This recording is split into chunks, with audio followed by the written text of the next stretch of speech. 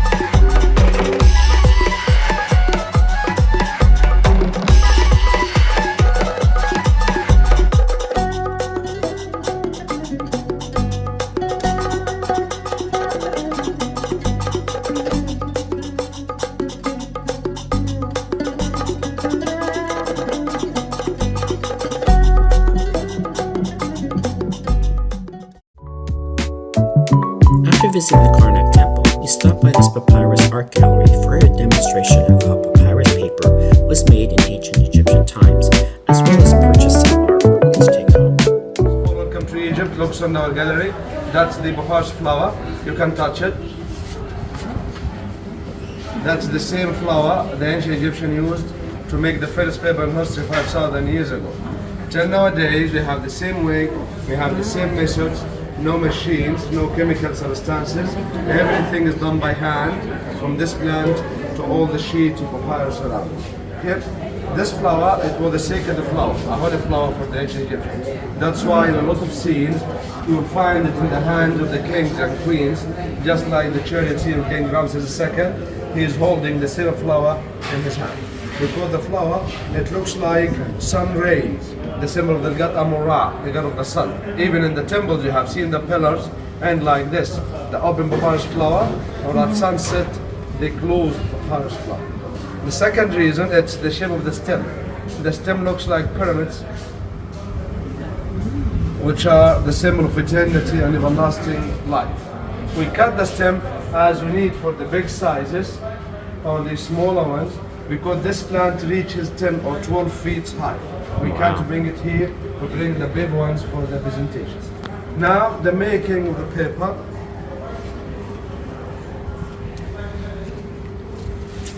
We remove the outer green part. The green part, it's very strong and very, you break it to paper.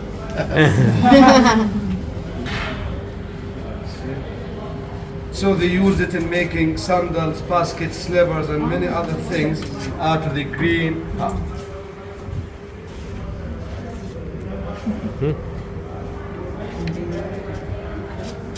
The most important part is the inner white part. It contains a lot of water and fibers. If you try to do anything out of it, you find it very easy to break, very easy to damage. So what we will do, we cut it in thin slices like this. We have 2 Egyptian machines to use. The first one, a wooden hammer. Now we are damaging the fibers inside the slices. Then comes the first machine invented by the Egyptian women, the rolling pin. You know that the Egyptian husbands, when they kill late at night, they use it. It's all there. So it didn't complicate me with the Egyptians. So in Egypt, they don't keep it in the kitchen. They keep it by the front door. You see, the water is coming out now, and now our slice, strong, flexible, easy to be rolled. You can do anything out of it, no cracks, no that. You can cut it in more slices easily, but you can't break the slice itself. We leave it in the water after that for 6 days or 1 week to get the light color. But to get the dark paper, we have to leave the slices in the water for 2 weeks or 12 days exactly, because the sugar inside will begin to rise and get the dark color. That's the difference between the 2 colors of paper we have. We bring 2 pieces of carpet, cotton, linen, anything that absorbs water, and now we arrange the slices in a very systematical way, in overlapped lines.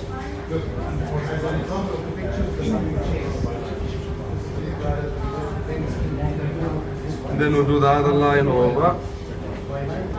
We don't weave it.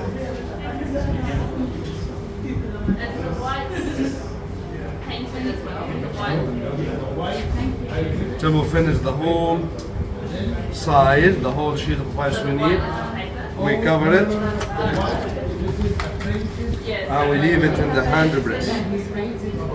The hand press, it's a kind of a modern machine. The ancient Egyptians, they used 2 blocks of stone or rocks to get the same pressure of the hand press. And we leave it in here for another 6 days for the light color, 12 days for the dark color. We are going to do something now, but we should do it at the end of the presentation. They will turn off the lights to show the other group something inside this room. This is what we call the magic room. Okay? So that's a new kind of art. Look at the calendar. Look at the tree of life. Remember. Oh, wow. They changed completely to a different scene in the dark. Oh, wow. That's why we call it the magic room. That is awesome. So the cat is the symbol of happiness, the key of life, and Peter the symbol of good luck. And on the other side we find the same thing. Even the chariot scene in the back here changed to the final judgment on the judgment day. Wow. That's why we call it the magic room. A completely different scene. One in the light, one in the dark. Okay? Now get back to our presentation. After 6 days in the water, 6 days in the hand press, that's the final product. A very strong piece of paper, very flexible, you can do anything out of it, no cracks, no damage. And the streets in front of the temples and the hotels, you'll find some people selling papyrus in plastic bags. The other one, it's made out of banana stem or sugar cane. How you can tell the difference between them? The genuine one, if you put it under any source of light, you see the lines, the horizontal and the vertical lines we have made here. These brown dots, that's the sugar inside that make the slices stick to each other. In the fake papyrus, you'll find the line that only one way, one horizontal line or one vertical line. You will not see the crisscross lines. The other one, so is to be broken, so is to be damaged. That's why they keep it in plastic bag all the time. Okay? It might be original paper, but the art in it, it's not genuine. It might be printed. So there's some differences because the handmade papyrus accepts all kinds of colors. Even with a regular pen or a pencil, you can write with it. if there is something wrong, you don't throw it away. Oh, wow. You can just erase it and start over again.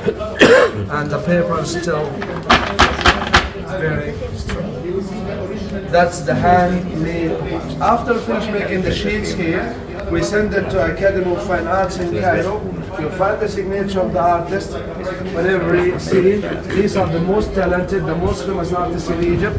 They start to paint all the scenes around, and they are all taken from the Temple of Hatshepsut. They are not imagination from the artist. Each one has a story behind and taken from a real place. The masterpieces we have.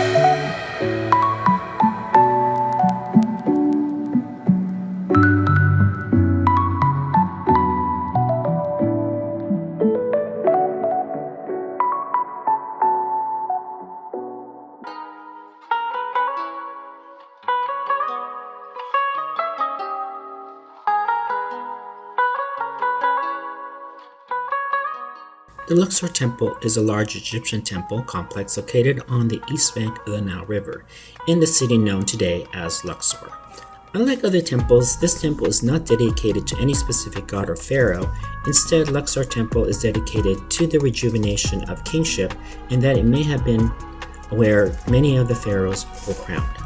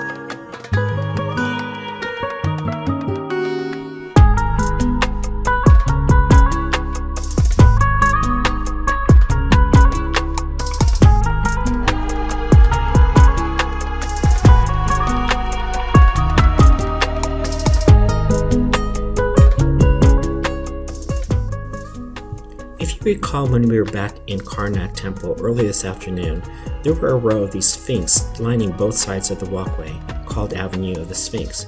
Well, we have them here at Luxor as well, and that's because this Avenue of Sphinx stretches in a straight line for about 8,900 feet between Luxor Temple and the Karnak Temple.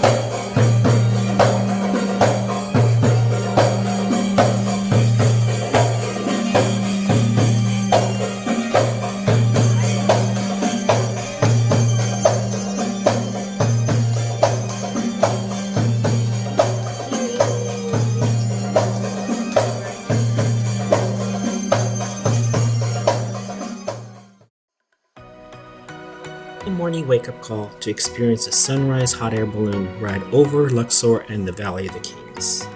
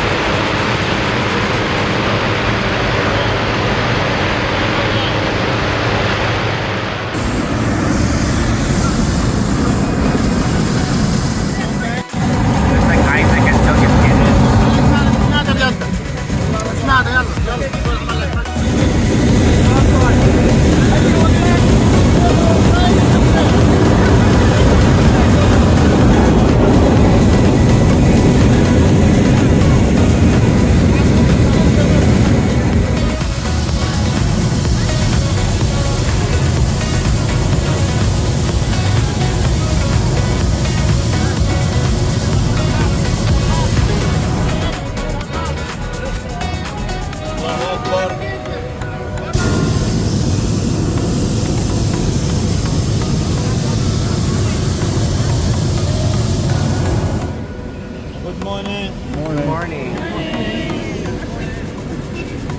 Lovely morning. Looks like it.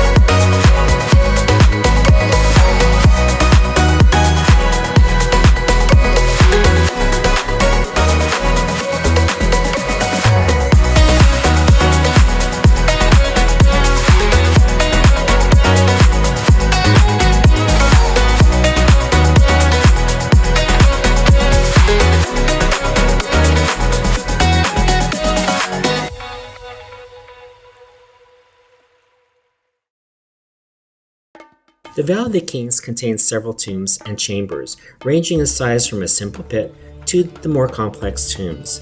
It was a principal burial place for many of the major royal figures as well as privileged nobles.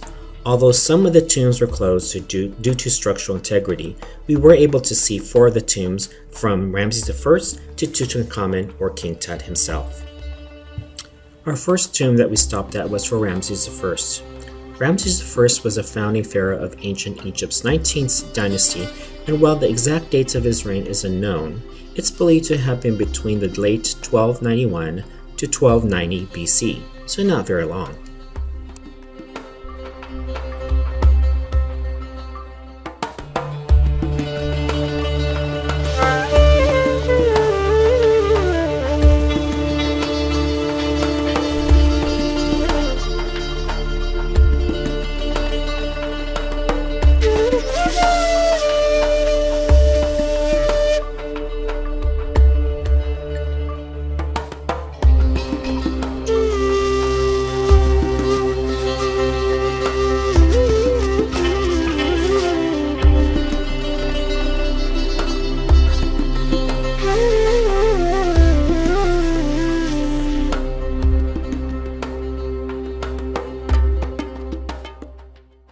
Next was the tomb of Merneptah.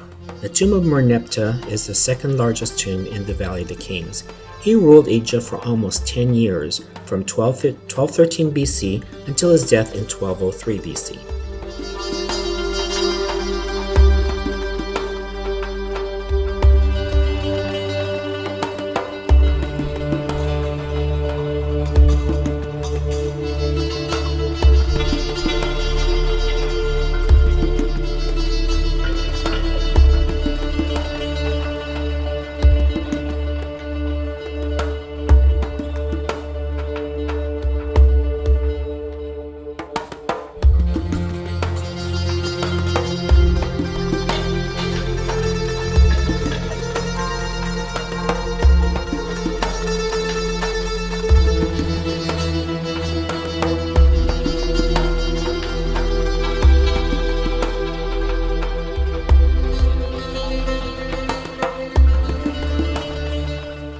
The tomb of Ramses IX is the first tomb you encounter when you enter into the Valley of the Kings. Ramses IX ruled from 1129 BC to 1111 BC.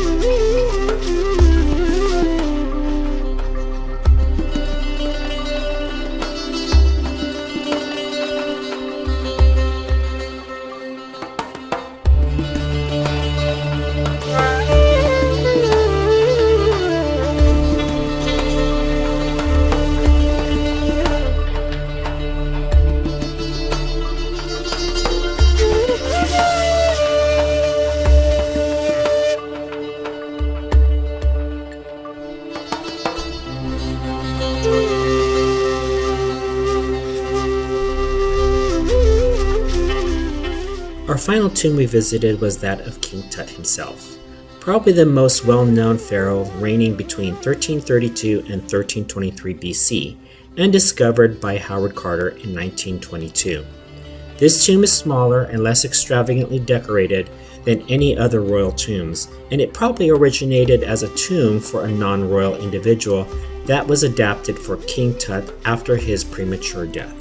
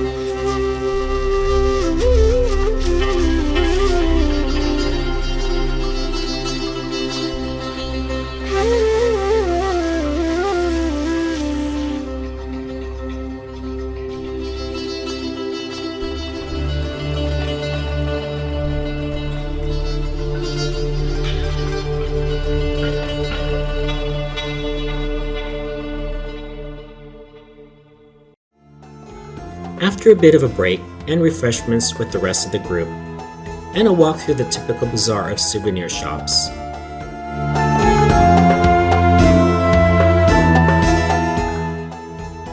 we made our way to the Temple of Hatshepsut.